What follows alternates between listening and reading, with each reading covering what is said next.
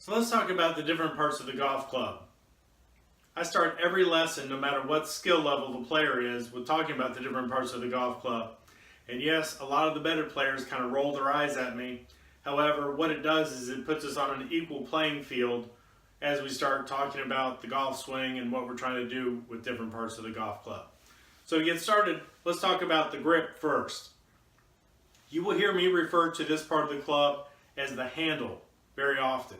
The reason being is because when I think of grip, or when most people think of grip, they think of grabbing. And what that does is it creates a lot of tension in our arms and our shoulders, which isn't always necessarily good for the golf swing. We'll talk a lot about that later. Moving on, we're going to talk about the shaft. The one that I have in my hand happens to be steel. They also come in graphite. If you're getting fitted for clubs, the fitter may ask you if you've had any past injuries, especially with wrist, elbows, or shoulders.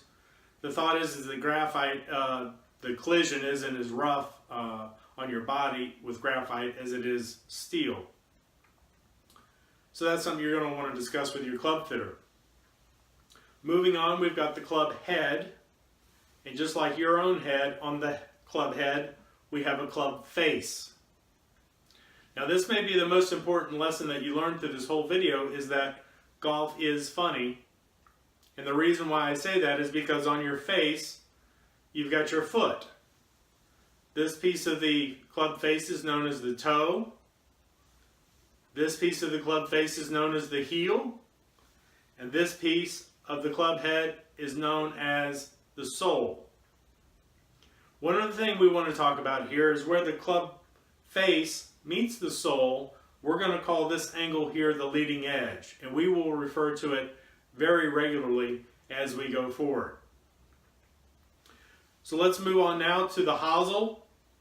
Some people also call that the neck. If you heard or watched Tin Cup at all, you'll know that his little caddy called that the hosels.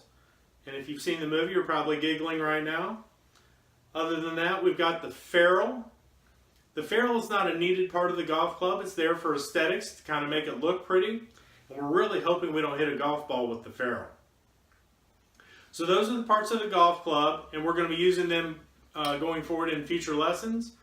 We'll see you on the lesson team.